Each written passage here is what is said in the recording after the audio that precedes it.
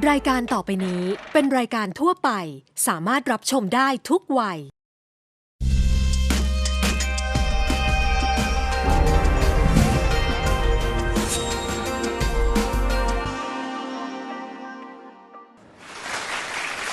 สวัสดีครับยินดีต้อนรับครับเข้าสู่รายการซุปตามหาเฮงกลับมาพบกับรายการซุปตามหาเฮงนะครับแล้วก็เราทั้งสองคนครับเราพี่สุรบดินทร์สมบัติเจริญครับธนากรตันอาวัชนาการครับในรายการซุปตามหาเฮงครับทางช่องมงคลชาแนลความสุขของทุกคนมงคลชาแนลแล้ววันนี้ครับวันจันทร์นะฮะกลับมาพบกันกับเรื่องราวที่นะมีประโยชน์เป็นมงคลสามารถนำกลับไปใช้ได้นะฮะกับคุณผู้ชมทุกท่านที่ชมอยู่เลยในช่วงเคล็ดลับฮวงจุ้ยแล้ววันอาทิตย์เนี้ยไปไหนมาหรือเปล่าที่ผ่านมาเนี่ยนั่งดูซุปตามหาเฮงอยู่บ้านดูเขาสัมภาษณ์ได้ข่าวว่าพักนี้ลุ้นบอลกันน่าดูเลยนะโอ้ดูที่บ้านก็ได้ อ๋อ นะฮะดูลุ้นบอลไปกับคุณหมูแดงใช่แม่ เฮ้ยมันเขาไม่เลวหมูแดงมันพูดได้ป่ะไม่ได้สิอาจารย์นั่นหมูแดงเป็นหมาแม่แต่เสียดายจริงไม่เลวนะหมูแดงเนี่ยที่เขาลุ้นกันอยู่ในอินเทอร์เน็ตตอนนี้กำลังเชียร์กันอยู่ตอนนี้เหมือนหมึกพอไปโดนตัวคุณปริเยศครั้งเดียวนะที่เขาบอกตัวซวยด้วยแหละ อาจารย์ก็พูดชัดเกินไม่ใช่ไปโดนตัวคุณปริเยศเท่านั้นแหละหมูแดงชีวิตเปลี่ยนกว่าเขาจะผิดกี่ครั้งถึงผิดโอ้โห10 กว่าครั้งอาจารย์แล้วผิดครั้งเดียวผิดวันหนึ่งแต่วันหนึ่งเล่นไปทั้งสองคู่เลยไงนี่เลยแบบมาสวยๆเลยนะปึ๊กโดนตัวคุณปริเยศทีเดียวเท่านั้นวันคืนนั้นเลยโดนเช้าไอ้นี้ต้องจับไปแช่น้ำนะหมูแดงเหรอจับหมูแดงแช่ดิเอาอ่างมานะแล้วก็ใส่น้ำเกลือนิดหน่อยแล้วเอาหมูแดงกดลงจมน้ำเลยนะนับไปสัก5 นาทีนะ5 นาทีก็ตายแล้วสิครับอาจารย์ครับเอามาเข้าเรื่องเคล็ดลับฮวงจุ้ยดีกว่าอาจารย์เริ่มน่ากลัวแล้ววันนี้ครับเรื่องของเราเคล็ดลับฮวงจุ้ยครับเรากลับมาที่เรื่องราวของหลักชัยภูมินะครับรอบบ้านกันอยู่นะครับว่าแต่ละทิศทางเป็นยังไงเราพูดถึงนะครับในครั้งแรกนะนั่นคือเรื่องราวหลังบ้านแล้วก็ว่าด้วยเรื่องของเต่าดำผู้อุปถัมภ์ค้ำจุนครับผมมาถึงครั้งต่อไปครับนะเป็นซ้ายมือของตัวบ้านนะครับก็เป็นเรื่องของมังกรเขียวบริวารสนับสนุนของผู้ชาย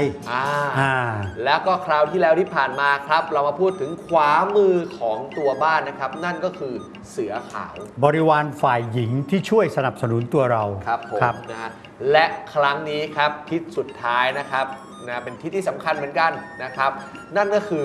หน้าบ้านครับหงแดงครับอันนี้ก็หมายความว่าลิ้วล้อหรือหน่วยจรยุทธ์ด้านหน้าเพื่อรายงานผลและก็ถวายเครื่องบรรณาการถ้าเปรียบเทียบดูเห็นเป็นภาพภายในหนังก็เหมือนฮ่องเต้ยืนอยู่หน้าวังแล้วก็มีทหารอยู่กันเยอะๆอย่างนั้นเลยอาจารย์นี่เข้าใจแล้วมาจากประเทศยิบรูเข้าเครื่องถวายบรรณาการมอบเสื้อผ้าครับผมมอบเนี่ยก็คือโค้งคำนับอันนี้ทางฝั่งทางจีนฮวงจุ้ยเรียกว่าจูเฉียกแปลว่าอะไรรู้ไหมแปลว่าอะไรครับอาจารย์หงแดงไงหงแดงที่ผมถืออยู่เนี่ยเหรอใช่เป็นนกฟินิกซ์แล้วฮะเป็นนกไฟนกฟินิกซ์ไอตัวนี้เป็นตัวเหนี่ยวนำโชคลาภเราสังเกตนะครับการที่มีชัยภูมิทั้ง4ที่เราพูดถึงเนี่ย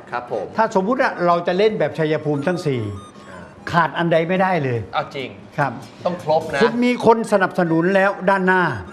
แต่ข้างหน้าเนี่ยด้านหลังมีคนสนับสนุนแล้วข้างหน้าเนี่ยไม่มีคนมารายงานผลคือพอสนับสนุนปุ๊บแล้วต้องมีรับไปต่อไปจัดการด้วยฉะนั้นเราต้องสังเกตว่าสมมุติว่าบ้านเราเนี่ยวางอย่างดีแล้วถนนหน้าบ้านมีแต่ตรงข้ามถนนเนี่ย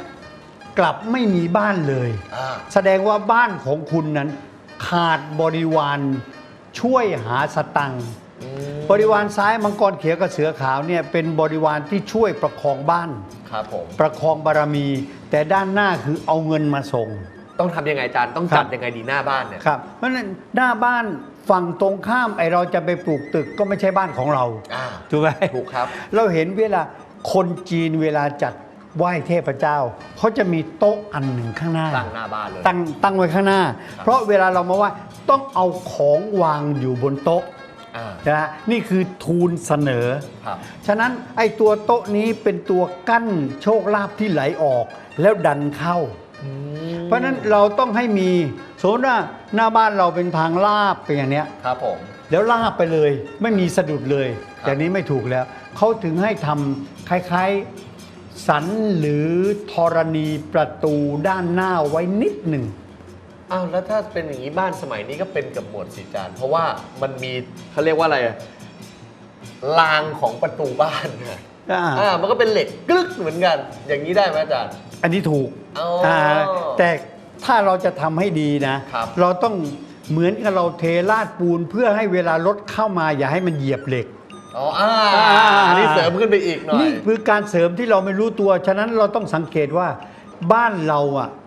เงินที่หายไปเพราะหงแดงไม่มี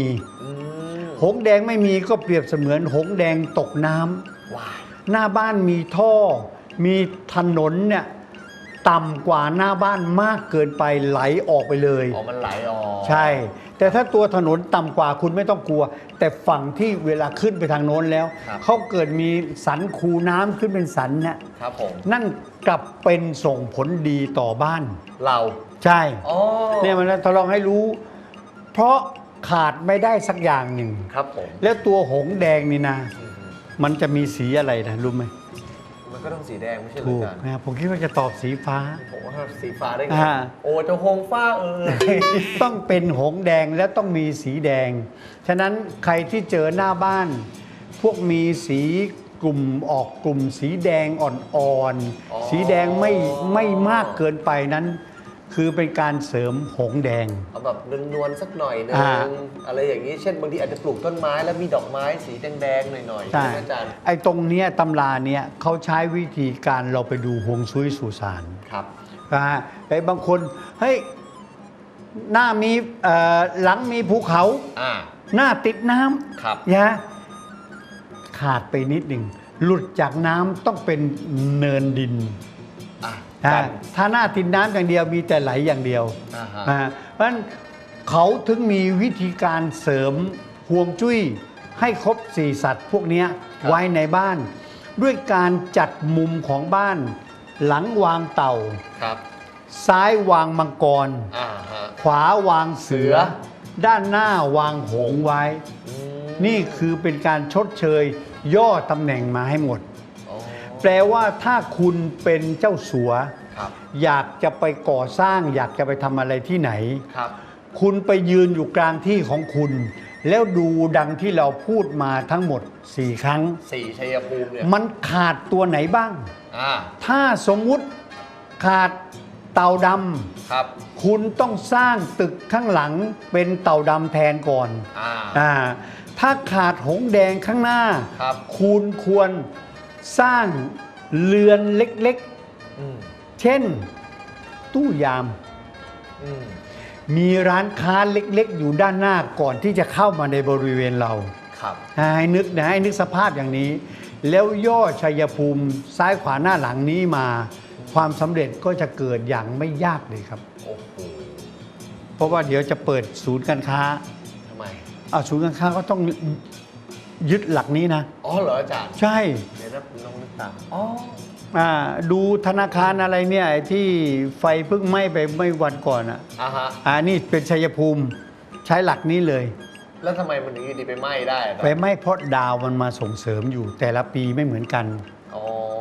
เพราะฮวงจุ้ยไม่ได้จัดทีเดียวมันจะอยู่เฮงไปตลอดชีพจริงๆกี่ปีมันก็มีการเปลี่ยนดวงตกดาวร้ายเข้ามาจรเหมือนปีชงต้องใช้5 ห้ออะไรทำนองเนี้ยก็เลยเฉพาะปีแล้วก็แก้นะเขาชัยภูมิเป๊ะเลยนะเป็นแบบโค้งๆตรงกลางมีสวนมีอะไรอย่างนี้กันเลยด้วยนะใช่ใช่เคยไปมาเหมือนกันครับผมเอาละครับและนี่คือเรื่องราวของสัตว์นะฮะทั้ง4ชนิดนี้นะครับที่เปรียบเทียบเหมือนเป็นชัยภูมิรอบๆบ้านตัวคุณผมสรุปให้อีกครั้งหนึ่งแล้วกันนะครับว่ามีอะไรบ้างหน้าบ้านนะฮะเปรียบเสมือนกับหงแดงที่เราคุยกันเมื่อสักครู่นี้นะครับนั่นก็คือบริวารนั่นแหละพูดง่ายๆนะฮะเหล่าบริวารทั้งหลายแหล่นะครับผมหงแดงหน้าบ้านนะฮะหลังบ้านก็เป็นเต่าดำนะครับซ้ายมือของบ้านนะฮะมังกรเขียวแล้วก็ขวามือของบ้านครับเสือขาว เคล็ดลับนี้บอกไว้คุณผู้ชายด้วย อย่าไปให้ด้านเสือขาวมันขยับเยอะ ถ้ามันขยับเยอะ บางคนชอบ เดี๋ยว นะ เมีย ไม่ เดี๋ยวเมีย บางคน กำลังจะเยอะกว่า ไม่บางคนชอบนะครับ ก็ให้เมียมันเลี้ยงฉันเลยแต่ฉันก็นอนเป็นง่อยอยู่บ้าน เอาละครับ และนี่คือเรื่องราวครับของหลักชัยภูมิรอบบ้านนะครับกับสัตว์มงคลทั้ง 4 นะครับนะและเดี๋ยวตอนนี้เดี๋ยวเราพักกันสักครู่ครับแล้วเดี๋ยวช่วงหน้าครับเรากลับมาพบกันอีกครั้งครับกับรายการซุป ตามหาเฮง